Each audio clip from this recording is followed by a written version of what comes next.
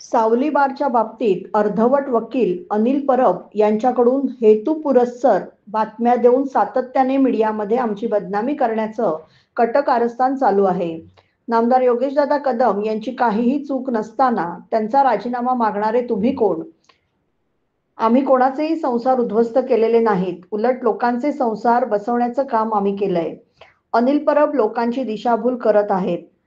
उद्धव ठाकरेंना खुश करण्यासाठी अनिल परब योगेश कदम यांना टार्गेट करत आहेत असे म्हणून पत्रकार परिषदेत सन्माननीय रामदासभाई कदम यांनी अनिल परब यांच्यावर घणाघाती टीका केली. सावली बागच्या बाबतीमध्ये अर्धवट वकील अनिल परब यांच्याकडून हेतुपुरस्सर उलटसुलट बातम्या देऊन सातत्यानं मीडियामध्ये आमची बदनामी करण्याचं कटकारस्थान चालू आहे. आता त्यांचं म्हणणं आहे की मला लायसन्स जमा केले तर लायसन्स नको, मला राजीनामा पाहिजे. तू राजीनामा मागणार कोण? संबंध काय तुझा येतो? खोटे आरोप करायचे आणि राजीनामा मागायचे असं असेल तर या मंत्रिमंडळामध्ये एक मंत्री पण शिल्लक राहणार नाही ना. बाप दाखवून साध्य खाना. मी आज पुन्हा एकदा आपल्याला मुद्दाम सांगतोय, ही ॲग्रीमेंट बघा. ही ॲग्रीमेंटची कॉपी आहे. त्याच्यामध्ये शरद शेट्टींचं नाव आहे. शरद शेट्टींचं नाव आहे. यामध्ये कॉलम 6 मध्ये असं म्हटलेलं आहे, यापुढे धंदा चालवण्यासाठी कबूल करत आहे की चालवणारा कबूल करत आहे की कोणताही बेकायदेशीर धंदा मी सदर जागेत चालवणार नाही. कलम 6 मध्ये लिहिले आहे. आणि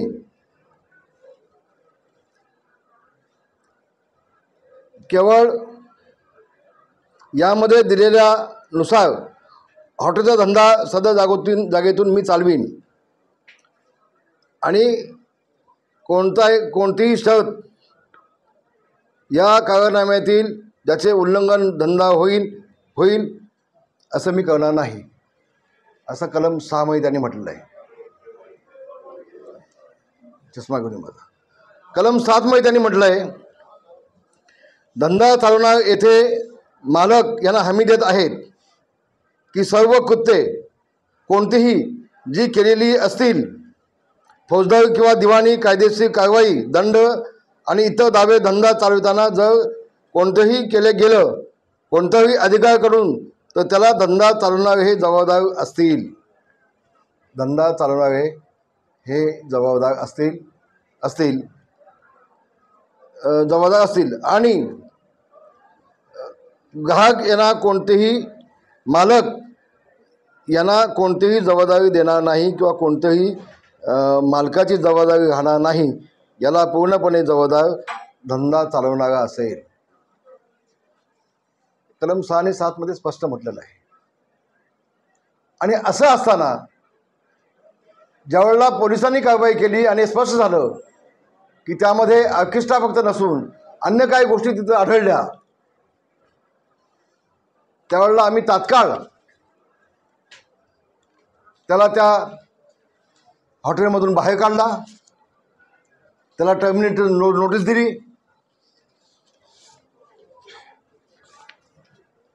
दोन्ही लायसन्स आम्ही त्याच वेळेला जमा केले. हे 13/6 लायसन्स जमा केलेले आहेत. आणि ह्या महासाहेबांनी विधानसभेत कधी काढलं? 18/7 18 तारखेला यांनी विधिमंडळामध्ये काढलं. त्याच्या आधीच 13 तारखेला हे दोन्ही लायसन्स आम्ही जमा केलेले आहेत. हा बसा भाव खाऊन जातोय जसं काय मी विधिमंडळामध्ये विषय काढला म्हणून लायसन्स यांनी जमा केलेत. नाही, चूक. आम्ही नीतिमत्ता म्हणून जवळ आम्हाला हे आढळलं, तात्काळ ॲग्रीमेंट टर्मिनेट केली. हे दोन्ही लायसन्स पोलिसांकडे जमा केले आणि हॉटेल बंद देखील तात्काळ केलं. 2 महिने आधीच हॉटेल बंद करून टाकलं. आणि 1.5 महिन्यानंतर या महाशयाने विधानसभेमध्ये काढलं पत्र. आणि म्हणून या हॉटेलचा आणि गृहराज्यमंत्री योगेश कदम यांचा दुरान्वयी संबंध नाही. काय संबंध आहे तो राजीनामा देण्याचा? एखादी व्यक्ती महिला का धंदा करू शकत नाही का? व्यवसाय करू शकत नाही का? आणि ज्यांनी चालवणारी व्यक्ती आहे बघा, यामध्ये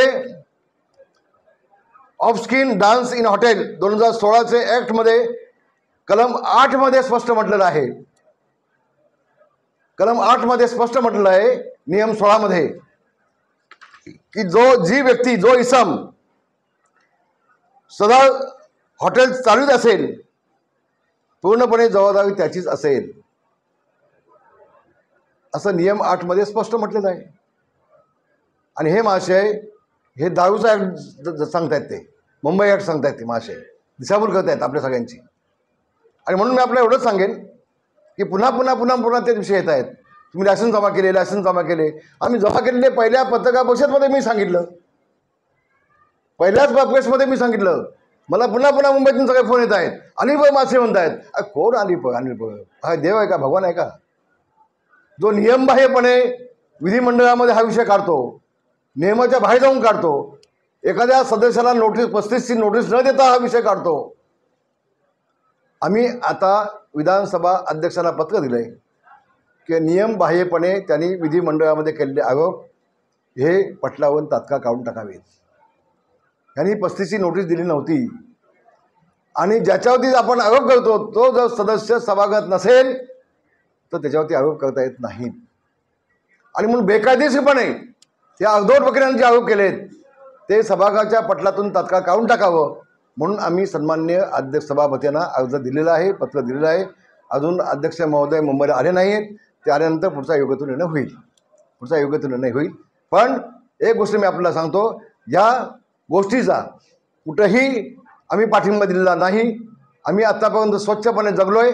ज्याला चालवाय दिलं होतं हॉटेल त्यांनी जर का नालायकपणा केला असेल, अनधिकृत काम केलं असेल तर त्याच्यावर तात्काळ आम्ही कारवाई केली.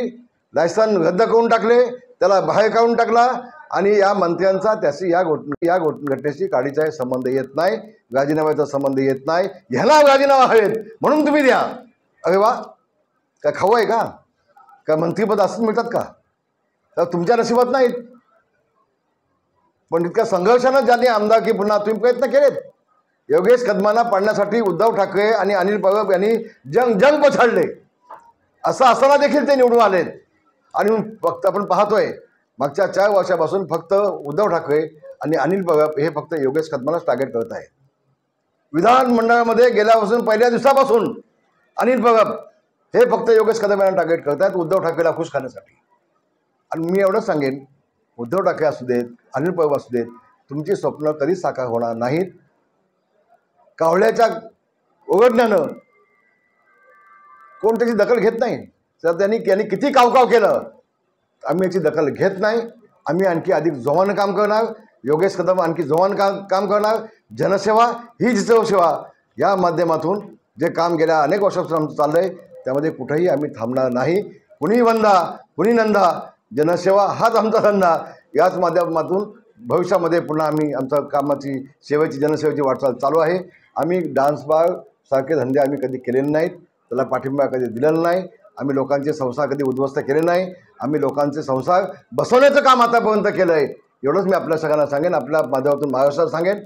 आणि म्हणून ही त्यांनी अनियमित जी केली होती त्याच्यावरती तात्काळ आम्ही कारवाई केलेली आहे. धन्यवाद. जय हिंद, जय महाराष्ट्र. कसं आहे, जितेंद्र आव्हाड साहेबांचा अभ्यास प्रचंड आहे, खूप त्यांचा अभ्यास आहे धर्माच्या बाबतीत. खरं तर त्यांनी धर्मगुरूच व्हायला पाहिजे असं मला वाटतंय. धन्यवाद. संजय शिरसाट यांनी एक असं वक्तव्य केलेलं होतं की एका वसतिगृहाच्या कार्यक्रमासाठी की 5, 10, 15 कोटी किती मागा लगेच मंजूर करू, सरकारचा पैसा आहे, आपल्या बापाचं काय जात आहे असं त्यांनी विधान केलं होतं. त्यामुळे नाही, सरकार म्हणजे आपण आहोत आणि आपण म्हणजे सरकार आहोत. आपल्या बापाचं काय जातं असं म्हणता येणार नाही. एक एक पैसा हा शासनाचा, हा कारणी लागला पाहिजे, योग्य त्या कामासाठीच लागला पाहिजे. शिरसाट साहेब आपली भूमिका थोडीशी शाब्दिक बदलतील असं मला वाटतं, निश्चितपणे वाटतं. धन्यवाद. राज ठाकरेंच्या इशाऱ्यानंतर मनसेने काही तासातच पनवेलमध्ये महाराजांचा खूप अभिनंदन त्यांचं, खूप अभिनंदन. आणि योगेशदादाला तिकडे मी सांगितलंय की तुम्ही थांबू नका, महाराष्ट्रामध्ये जिथं जिथं लेडीज बाग असतील ते सगळं साफ करून टाका. एक गोष्ट फक्त आपल्या माध्यमातून आज मुद्दाम मी आपल्याला सांगतोय, मी आज हे बोलणार नव्हतो, आज मुद्दाम सांगतोय. हे फक्त प्रकरण जे घडलंय ते फक्त योगेश दादांनी वाशीमध्ये लेडीज बाग बंद केला म्हणून काही पोलिसांनी योगेश दादाला फोन केले होते की साहेब तुम्ही थांबवा म्हणून, आणि ते थांबवलं नाही म्हणून हेतुपुरस्कार काही पोलिसांनी केलेलं हे बदनाम करण्याचं कटकारस्थान आहे. भविष्यामध्ये आपल्याला लक्षात येईल. याबाबत मी स्वतः महाराष्ट्राचे मुख्यमंत्री देवेंद्रजी फडणवीस यांच्याकडे बोललो आहे आणि याबाबत आम्ही चौकशी करणार आहोत, नेमके हे पोलीस कोण आहेत ते. धन्यवाद.